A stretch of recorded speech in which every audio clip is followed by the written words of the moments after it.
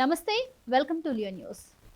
చంద్రబాబు నాయుడు ముఖ్యమంత్రిగా ప్రమాణ స్వీకారం చేశాక ముఖ్యంగా అమరావతి అభివృద్ధి అలాగే పోలవరంపై దృష్టి పెట్టిన విషయం మనందరికీ తెలిసిందే. అందులో భాగంగానే పోలవరానికి కేంద్రం మరి నిధులు కేటాయించింది. అలాగే కొత్త డయాఫ్రమ్ వాల్ను కూడా నిర్మించబోతున్నారు. మరి ఈ బాధ్యతను మళ్ళీ మేఘాకే అప్పగించారు అని వార్తలు వస్తున్న నేపథ్యంలో ఈరోజు జరిగినటువంటి సంఘటన అందరినీ ఆశ్చర్యానికి గురిచేస్తోంది. పోలవరం ప్రాజెక్టు ఎడమ కాలువకు సంబంధించి భూ నిర్వాసితులు ఎవరైతే ఉన్నారో వాళ్ళకి అందాల్సిన పరిహారం విషయంలో కొన్ని అవకతవకలు జరిగాయి. అవి బయటపడకుండా ఉండడానికి పరిపాలన అంటే పోలవరం ప్రాజెక్టు పరిపాలనా కార్యాలయం ఏదైతే ఉందో ఆ కార్యాలయంలో కొన్ని ఫైల్స్ దగ్ధమయ్యాయి అని చెప్పి వార్తలైతే వస్తున్నాయి. అంటే ఇప్పటి వరకు మనం చూసాం కూటమి ప్రభుత్వం ఎక్కడైతే యాక్టివ్గా ఉంటుందో అక్కడ మదనపల్లిలో కావచ్చు, అలాగే పొల్యూషన్కి సంబంధించి కూడా కొన్ని ఫైల్స్ తగలబడ్డ విషయం మనందరికీ తెలిసిందే. ఇంకా అందులో భాగంగానే ఈ ఫైల్స్ కూడా తగలబెట్టారు. అంటే దీంట్లో ఏదో అవినీతి జరిగే ఉంటుంది అని కూడా చర్చించుకుంటున్న పరిస్థితి. దీనికి సంబంధించి మరిన్ని వివరాలు తెలుసుకునే ప్రయత్నం చేద్దాం. మనతో ఉన్నారు సీనియర్ పొలిటికల్ జర్నలిస్ట్ డివి శ్రీనివాస్ గారు. నమస్కారం సార్. నమస్తే అమ్మా.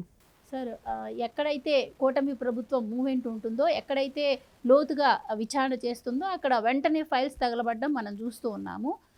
రైట్, ఇప్పుడు చూస్తే కూడా పోలవరం ఎడమ కాలువకు సంబంధించి ఆ కార్యాలయంలో కొన్ని ఫైల్స్ అయితే దగ్ధమయ్యాయి అంటున్నారు. సో ఏంటంటారు సార్? అంటే వాళ్ళకి అందాల్సిన అంటే ఎడమ కాలువకు సంబంధించిన లబ్ధిదారులకు అందాల్సిన పరిహారంలో ఏమైనా అవకతవకలు జరిగాయంటారా? అందుకు గాను ఈ ఫైల్స్ ఇప్పుడు తగలబెట్టారంటారా? ఏం చెప్తారు మీరు? జగన్మోహన్ రెడ్డి ఎక్కడున్నాడు? బెంగళూరా? జగన్మోహన్ రెడ్డి బెంగళూరులో ఉన్నాడంటే ఇక మరి ఫైళ్ళు తగలబెట్టమా. ఎందుకంటే ఈయన బెంగళూరు వెళ్ళిన ప్రతిసారి ఫైళ్ళు తగలబడుతున్నాయి. ఎన్ని మాట వెళ్ళాడు బెంగళూరు? 6 సార్లు వెళ్ళాడు.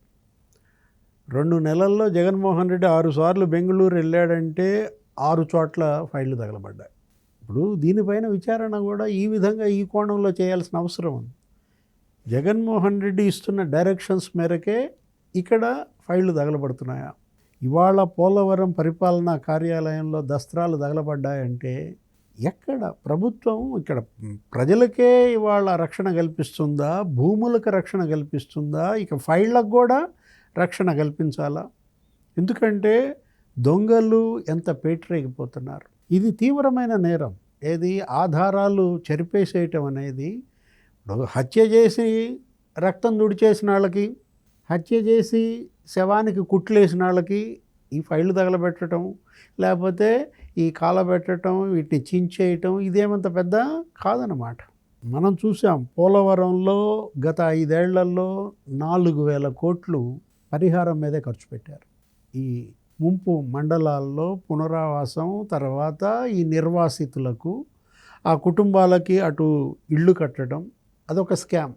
కట్టిన ఇళ్ళన్నీ కూడా నీకు శిథిలావస్థలో ఉన్నాయి. ఆ కాలనీలు, నిర్వాసిత కాలనీలు, పునరావాస కాలనీల్లో కట్టిన ఇళ్ళు వాటి అదొక పెద్ద స్కామ్ అన్నమాట. తర్వాత వాళ్ళకి ఇచ్చిన పరిహారంలో కూడా మోసం చేశాడు. ఏమన్నాడు? చంద్రబాబు ఇచ్చిన పరిహారంకి నేను రెట్టింపు పరిహారం ఇస్తానన్నాడు. ఇచ్చిన మాట నిలబెట్టుకోకపోగా ఆ ఇచ్చిన పరిహారంలో కూడా పెద్ద ఎత్తున అవినీతికి పాల్పడ్డారని, అవకతవకలు చేశారని. ఇప్పుడు ప్రభుత్వం మారింది, అవన్నీ బయటకు వస్తాయని ఈ దస్త్రాలు కాల్చారా? ఇవాళ పోలవరం పరిపాలనా కార్యాలయంలో ఈ కాలబెట్టిన ఫైళ్ళు దీనికి మనకి అద్దం పడుతుందన్నమాట. అంతకుముందు మీరన్నారు ఎక్కడ కరకట్ట మీద విజయవాడలో పొల్యూషన్ కంట్రోల్ బోర్డు ఫైళ్ళన్నీ తగలబెట్టారు. బస్తాలు దస్త్రాలు. అవి అక్కడ ఉన్న స్థానికులు బోడే ప్రసాద్కి ఫోన్ చేశారు, ఎమ్మెల్యేకి. ఫోన్ చేయగానే అతను వచ్చి చూస్తే ఆ దస్త్రాల మీద ఎవరి ఫోటోలు ఉన్నాయి? Sameer Sharma, pollution control board chairman. ఆ తర్వాత పెద్దిరెడ్డి ఫోటోతో ఉన్న సగం కాలిన ఫైళ్ళు మనం మీడియాలో చూసాం. పవన్ కళ్యాణ్ డిప్యూటీ సీఎం, కాకినాడ మాజీ ఎమ్మెల్యే ద్వారంపూడి చంద్రశేఖర్ రెడ్డి అవినీతి పైన విచారణ జరిపించాలన్నాడు. అతని ఆక్వా కంపెనీ ఒకటి ఉంది, అది కాలుష్యం వెదజల్లుతోంది. ద్వారంపూడి చంద్రశేఖర్ రెడ్డి ఆక్వా కంపెనీ కాలుష్యం పైన అక్కడ రైతులంతా ఫిర్యాదు చేశారు. అయినా కూడా వీళ్ళు బేఖాతరు చేశారు. Pollution control board Sameer Sharma, ఇవాళ పెద్దిరెడ్డి రామచంద్రారెడ్డి మంత్రి. ఎప్పుడైతే ద్వారంపూడి ఆక్వా కంపెనీ పైన విచారణ జరిపించండి, అది పొల్యూషన్ గురించి తీయండి అనగానే ఆ ఫైళ్ళు తగలబడ్డాయి. ఇక మదనపల్లిది ఇక అదో పెద్ద ఇదన్నమాట, సెన్సేషన్.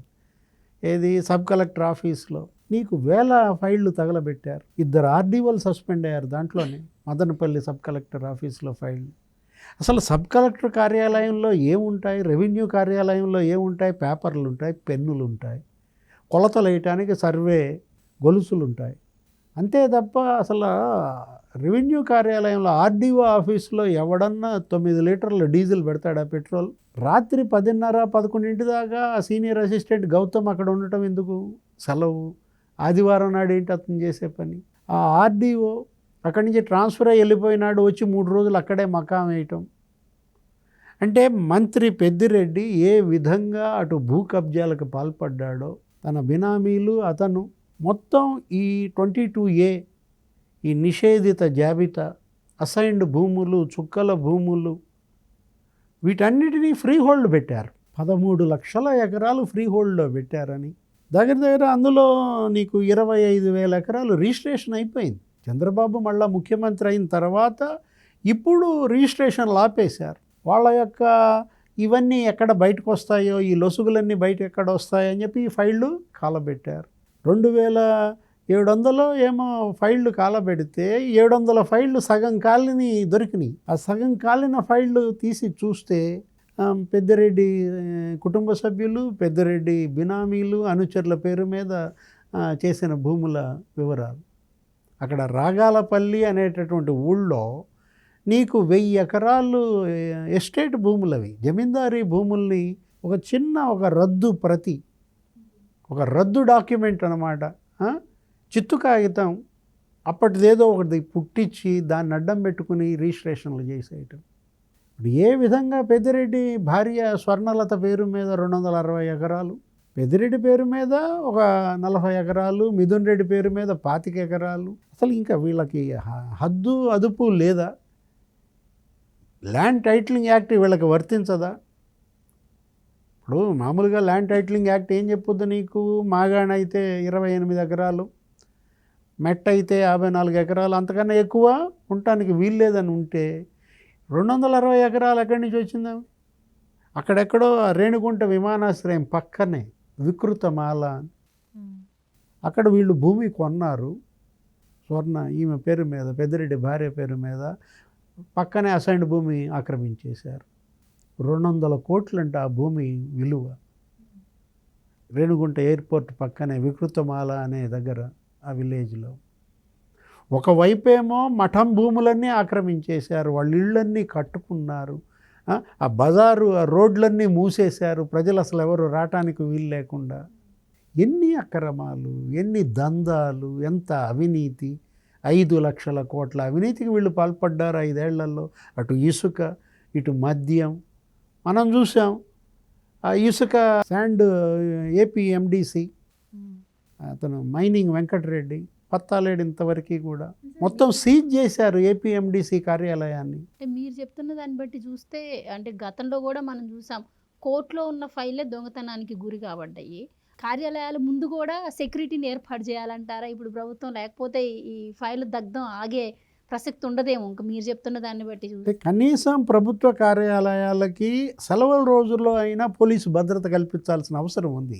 ఎందుకంటే ఒకవైపు ఏమో వైట్ పేపర్స్ రిలీజ్ చేశారు, 7 శ్వేతపత్రాలు ఇచ్చారు, ఎవరెవరు ఎంతెంత ఏ శాఖల్లో అవినీతికి పాల్పడ్డారో ఫిక్స్ చేశారు.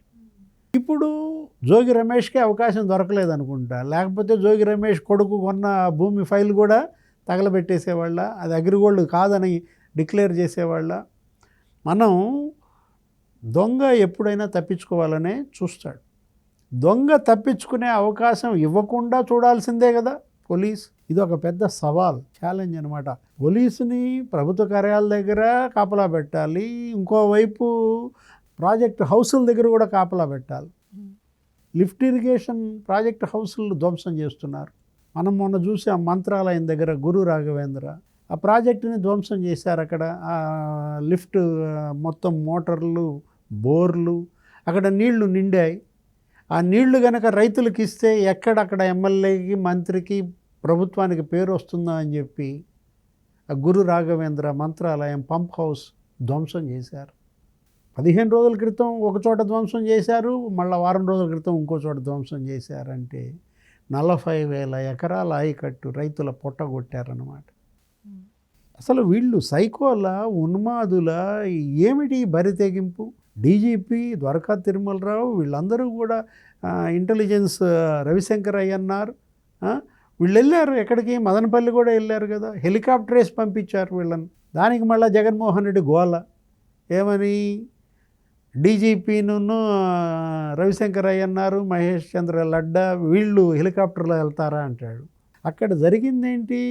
అక్కడ నువ్వు 1,200 ఎకరాలకు సంబంధించిన భూములు ఫైళ్ళు తగలబెడితే అది ఇవాళ 12,000 కుటుంబాలకు సంబంధించిన అంశం, చాలా తీవ్రమైన అంశం. దానిపైన దర్యాప్తుకు వెళ్తే ఈయనేమంటాడు, ప్రభుత్వ ధనం దుబారా అంటాడు. నువ్వు వేసుకు తిరగచ్చా? 2 కిలోమీటర్లకి స్పెషల్ హెలికాప్టరు, 20 కిలోమీటర్లకి స్పెషల్ ఫ్లైట్లో తిరిగిన నువ్వు అంటే ఏంటి?